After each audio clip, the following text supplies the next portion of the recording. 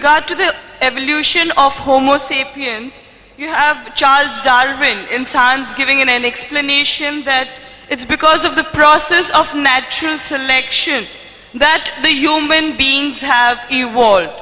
Now seems to be in contradiction with the Islamic belief that we are the children of Adam alayhi salam. Now how can this be reconciled? This is a very important question. No lecture of mine on this topic of Quran modern science is complete without this question. I've given this talk in various places, in Canada, in USA, in UK, in Saudi. Never is this topic complete, never is the question answer complete without this important question of theory of evolution. Charles Darwin. Sister posed the question, how can you reconcile the Quran with Darwin's theory of evolution? Sister, I have not come across any book which says fact of evolution. All the books say theory of evolution. There is no book I have come across saying fact of evolution. If you read the book by Charles Darwin, The Origin of Species, it says that Charles Darwin went on an island by the name of Calotropis on a ship named as HMS Beagle. And there he found birds pecking at niches. Depending upon the ecological niches they pecked, the beaks kept on becoming long and short. This observation was made in the same species, not in different species. Charles Darwin wrote a letter to his friend Thomas Thompson in 1861 saying, I do not believe in natural selection, the word that you used. I don't believe in theory of evolution because I have got any proof. I only believe in it because it helps me in classification of embryology, in morphology, in rudimentary organs. Charles Darwin himself said that there were missing links. He didn't agree with it. He himself said that there were missing links. Therefore, if I have to insult someone, that if you were present at Darwin's time, this theory would have been proved right, trying to insinuate that he looks like an ape. It's a joke we make. The reason that this theory, in most parts of the world, it is taught as good as fact. You know why? Even I was in school, I learned about Darwin's theory. And even today they are taught. You know what the reason is, sister? The reason is because that if you analyze the church was against science previously. And you know the incidents that they sentenced Galileo to death. They sentenced Galileo to death. Why? Because he said certain statements in astronomy, etc., which went against the Bible, so they sentenced him to death, for which the Pope apologized now. So, when Charles Darwin came up with a theory which goes against the Bible, they didn't want any sufficient proof. An enemy of my enemy is my friend. So all the scientists, most of them, they support the theory because it went against the Bible, not because it was true. They only supported it because it went against the Bible. All the stages you have mentioned, sister, all the stages, Lucy, there were 4 hominids. Science tells us today there's 4 hominids. First is Lucy, along with its guide, the Australopithecus, which died about 3.5 million years, the Ice Age. Then next came the Homo sapiens, we died about 500,000 years ago. Then came the Neanderthal man, we died 100 to 40,000 years ago. Then came the 4th stage, the Cro-Magnon. There is no link at all between these stages.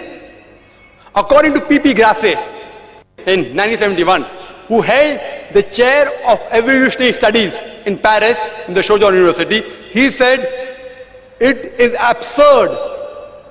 We cannot say who are ancestors based on fossils. I can give you a list of hundreds of scientists and Nobel Prize winners who speak against Darwin's theory. Hundreds.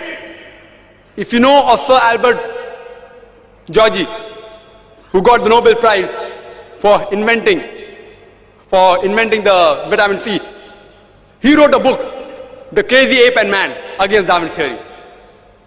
Again, if you read Sir Fred Hoyle's works, he wrote several works against Darwin's theory.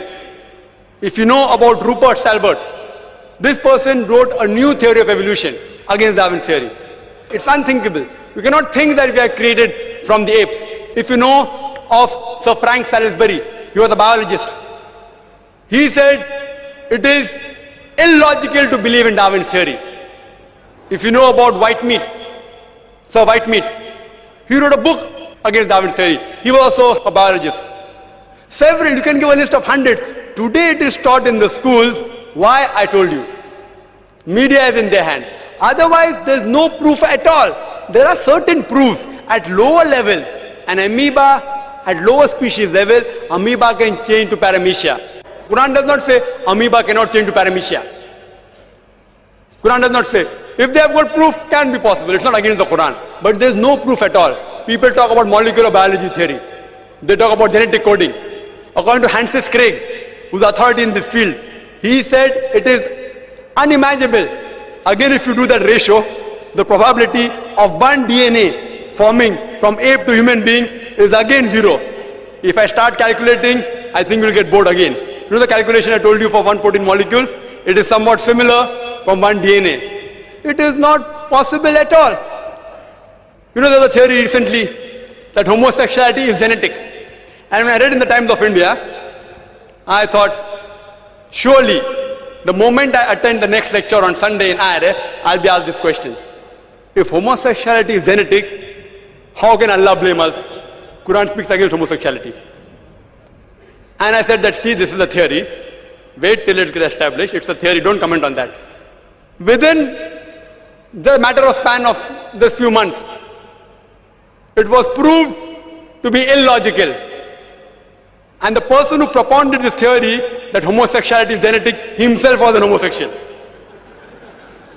Therefore I said, I'm going to give my talk on scientific facts, not on theories and assumptions. Darwin's theory has not been proven. We have not been created from ape. There are hundreds of scientists who speak against that, and Quran speaks against that also. Quran says the first man was Adam, peace be upon him. Inshallah, they'll discover it 100 years afterwards, or maybe 1,000 years afterwards. Today there is research showing that human beings have been created from one pair. Again, it's just a theory. It supports the Quranic verse that human beings have been created from one pair, male and female. It's just a theory. Therefore, I don't quote that in my talk.